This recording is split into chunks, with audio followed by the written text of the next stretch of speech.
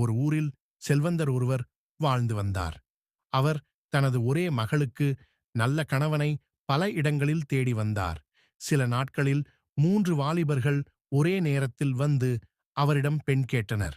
இதில் நல்ல வாலிபனை தனது மகளுக்கு மணம் முடிக்க விரும்பி அந்த ஊர் எல்லையில் உள்ள ஆசிரமத்து துறவியிடம் சென்று ஆலோசனை கேட்டார்.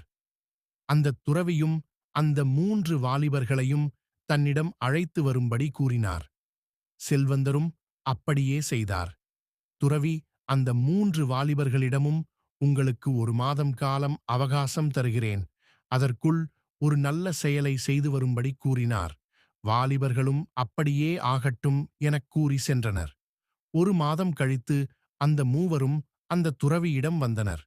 துறவி அந்த முதல் வாலிபனிடம், நீ செய்த நற்செயல் என்ன எனக் கேட்டார்.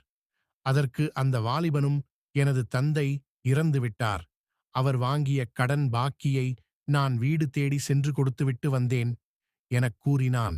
2வது வாலிபனும் தான் காட்டு வழியாக சென்று கொண்டிருந்தபோது ஒரு திருட்டு கும்பல் இடமிருந்து ஒரு குடும்பத்தை காப்பாற்றியதாக கூறினான்.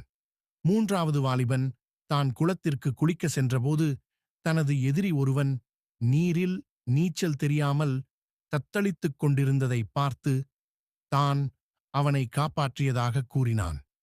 துறவி, மிக்க மகிழ்ச்சி எனக் கூறி மூவரையும் அனுப்பிவிட்டு செல்வந்தரிடம், முதல் வாலிபன் நேர்மையானவன், நல்லவன்.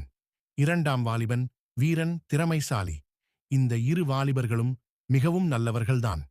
ஆனால் தனது எதிரியை காப்பாற்றி பகைவனுக்கும் அருளும் குணம் கொண்ட 3வது வாலிபனே மிகவும் சிறந்தவன். இந்த குணம் அனைவருக்கும் எளிதில் வந்துவிடாது.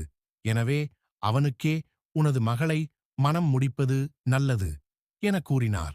செல்வந்தரும் மிக்க மகிழ்ச்சி அடைந்து அவரை வணங்கிவிட்டு திருமணத்தை விமரிசையாக நடத்தினார்.